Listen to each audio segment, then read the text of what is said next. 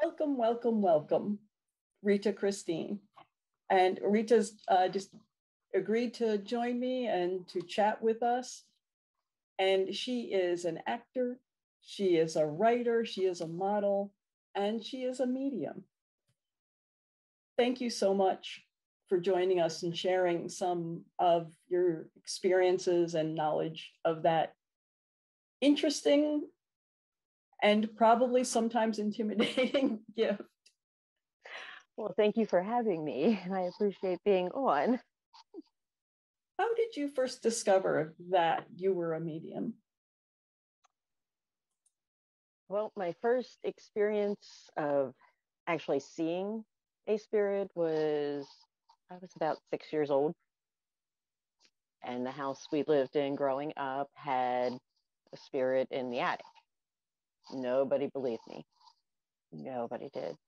I didn't hone my craft until I was a teenager. And my sister had a wild idea of playing with a Ouija board one crazy night. And like all good Ouija board stories, candles blew out, no windows open, no breeze in the house, and she walked away. So there was a spirit that came to us from the property, and actually he stayed with me. He's still with me. Wow. So you've actually become friends or life mates or death mates or whatever. Kind of a guardian. He helps me see the bad. When I first figured out who he was, he's a little boy. He's about 7 years old. He's very mischievous. He likes to play. But I'm still trying to figure out which one of my childhood items he's attached to from my mom's house. It works in that kind of a way then? Some of them do. Some of them don't. He does. He attached himself to one of my belongings because every house I've lived in, he's followed me. So he is in fact attached to you, not the place. Yeah. Well, all my childhood stuff is in my basement in storage, and he's in my basement. And people are scared to go in my basement because of him. And I keep telling him he just wants to play. He wants to talk. He wants to play. He doesn't want to hurt you. What would you say was the most outrageous or bizarre experience that you've had? Not to say that they're not all outrageous or bizarre when you're first realizing it. I've had two very difficult experiences.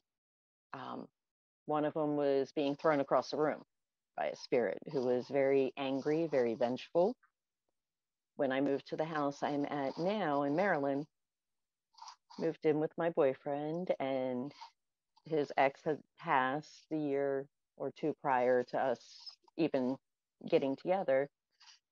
So it'd been a couple years, moved in. She's still here. She was very angry. She did not want me here, didn't want me anywhere near him. And walking down the hallway, downstairs, and got picked up and thrown right into the wall. I'm like, all right. He gets home. I said, what do you have of hers? What do you have that she left here, that she gave you, or that means something to her? I said, you need to take it and say your final goodbye and that you have moved on. That was pretty much my scariest moment. I could see that. I've never had a physical confrontation like that before. I've had them communicate and stuff. I've had them visit, but never actually hands-on physical to hurt me. Now I have a new one that actually arrived 2 years ago, 3 years ago, can't remember. He scared me. Walked up my steps to come into my bedroom, and he's standing at the top of my steps. Civil War soldier, full uniform. I ran right into him. I'm like, okay, it's 3 o'clock in the morning. This should not be happening. But he stands in the hallway or he stands in my room right by my bed and just watches. Doesn't say a word. And doing history of the town, I think he was the night watchman. That's the only thing I can think of. But running into him, not expecting him to be in the house, threw me at 3 o'clock in the morning. I'm like, wait, you're new. You're new. I mean, because my house, as of right now, I think I have 5 or 6 in my house. Wow. It's a full house. It is a lot. I have the original owner of the house. She likes to play games, especially with the electronics. And if I do home improvements, she gets angry and tells me about it because I'm not supposed to change her house. I have the neighbor's house was the original hotel of the town. And anytime there's new neighbors that move in or they're doing construction over there, he comes over here. Because apparently my house is a safe place unless you're mean.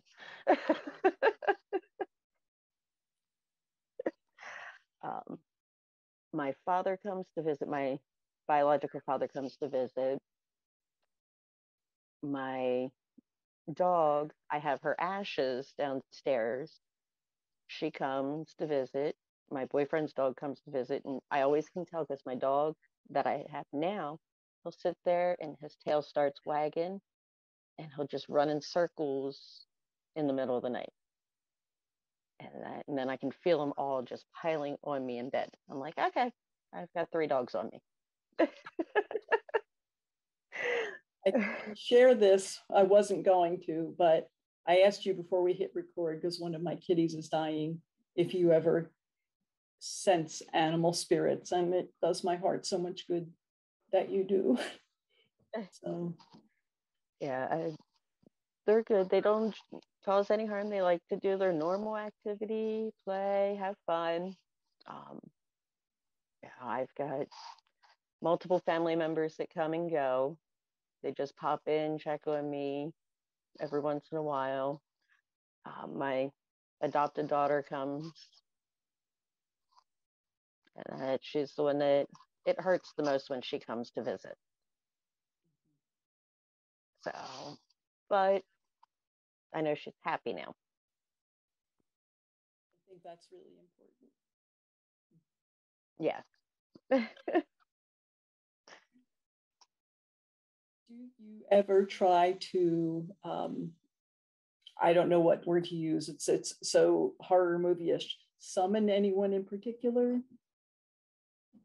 I have, well, part of the medium side of me, I'm also a Wiccan. So I scry for answers and I ask for guidance. And being the medium I am, I don't like going on the haunted ghost tours in like Gettysburg or anything like that. I've done them just to appease family. I will never do the orphanage again. Nope. I saw things that nobody else saw, and I'm like, nope. Yeah. Could you share one or two of those things? When you go on the ghost tour for the orphanage, they put you in the basement where all the bad stuff happens to the kids. They turn out the lights, tell you to take pictures, look around, see what you can see. I saw the mother. That's what they called her, the orphanage's owner. And she had a little boy and a little girl by the hair and just dragging them into the crawl space. And I'm just sitting there like, okay, I want to leave now. I want to leave. I need to leave. It's hurtful sometimes when you see the bad. side of it, because not only do they talk to me, I see them. And not all mediums see and hear. Some just hear, some see, some can just communicate by writing back and forth. I see and hear, and I can talk to them, and it's draining some days. I would imagine that it would be hard to find a me place. Meditation doesn't always work. I had shared with you that I had my grandmother's service this past week. The night of the viewing, I laid down to go to sleep, and my bonus dad, my grandmother, my other grandmother, all just in my head. I can hear them talking. And I looked up and I said, I just want to go to sleep. It's 1 a.m. I'm tired. I've got to be up at 8. I need to go to bed. When I lost my bonus dad last year, helping my mom, he was there with me because I was doing all his work. I had to rehome his rabbits that he had. And I knew he was there. I could feel him. I couldn't see him. He has yet to show himself. I can hear him and I can feel him, but he's not ready to show me yet. You feel that's a conscious decision on the spirit's side, whether you can see them or not? I think it is. I think it is because when my boyfriend and I first got together, my biological dad basically gave the blessing for him and I to be together. And my boyfriend actually saw my dad. He goes, I saw this like light come to you and kiss you and then leave. And I'm like, yeah, that was my dad.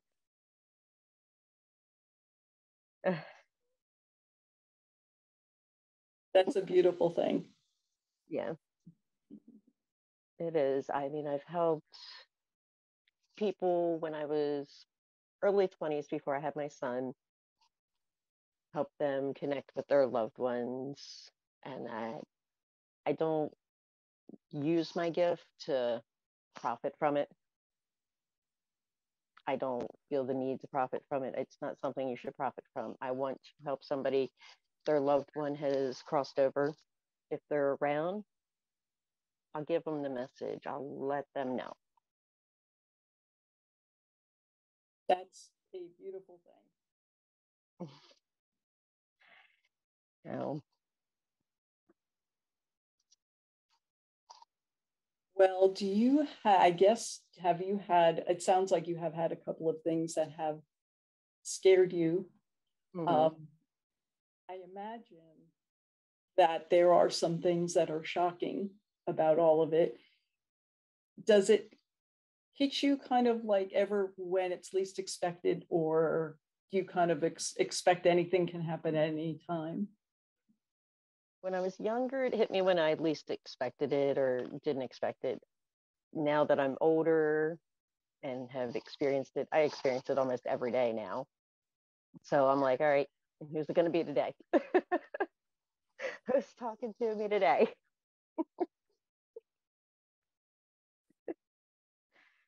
Have any other particular stories you would like to share? Please feel free to do that. Well, I'm pretty sure, I mean, all of them are little ones. I mean, everybody is always curious about the little boy. And I actually learned his story. Through all the years of him following me, I learned his story. Before the road in front of my mother's house that she lives in now was ever built, farmland. He was a farmer's kid and died in the field working. And he was out there for days before any of the family, because it was a big area. My mom lives in Lancaster County, Amish country. So not very easy for somebody to find you right away. And back then it was 1700s. from what I can tell, with his clothing and everything, 1700s. So that was when the town was first founded. And I don't know why he attached himself to me and didn't stay where his family is, but he does scare my boyfriend. He scares my dog because he'll rattle my basement door now. When he wants to play, when I have to go through my boxes and get something, it's like, hey, you need this. When I was looking for pictures of my dad, that door just kept rattling. They're down here. They're down here. He was trying to help you. Yeah. I've had friends come over and they're like, that's just creepy. It's creepy. When I first learned I could see them in the original house, the sound up in the attic, and I didn't know what it was. It's creepy here because the original owner, she walks and opens and closes doors upstairs. They ever listen to you when you ask them not to do things? A lot of times, yeah. A lot of times, me and the original owner, we've argued. I told her that, you know, what, I don't mind you being here, but this has got to stop. She's, you know, she blew up the TV one time. Like, it fried the master board in the TV. She was angry. Every time we pull carpet up, she gets angry. Now the only carpet left in my house to be pulled up is the steps. So, but we just redid the kitchen a year ago, and she was not happy about that. And as soon as I was done, I was like, look, I know you don't like it, but your kitchen sucked. It was not functionable. Can't do it. I said, if we have any issues, you know I can banish you from the house. That is an interesting concept too. You can banish these spirits. I can. I can banish them. Like the ex-girlfriend, she's banished. The only time she tries to make an appearance is right around Halloween at the thinning of the veil. She gets past my barriers because I don't put too many up at that time, because I enjoy talking to the spirits around. I want to know what's around.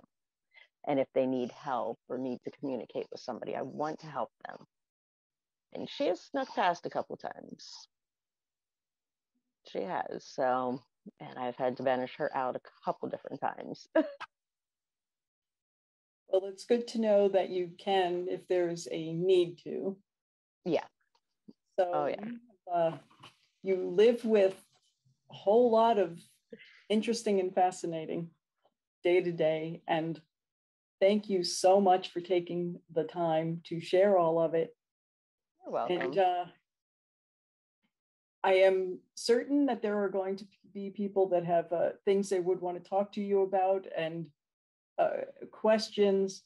Do you have any way that people can communicate with you? I mean, just Facebook, Instagram. I'm on both of them. Just Rita Christine, just search me. And I am and sure I'm pretty that sure if they comment to you or reach out to you, you'll get me the message. I absolutely will, unless it's something that is just weird and creepy, but not weird and creepy in a ghostly kind of a way. Right? Right. Yeah. If I'm asked to go to somebody's house, believe me, I have a bodyguard with me, especially if it's somebody I don't know. Exactly. Thank you again so much. You're quite welcome. Thank you for having me.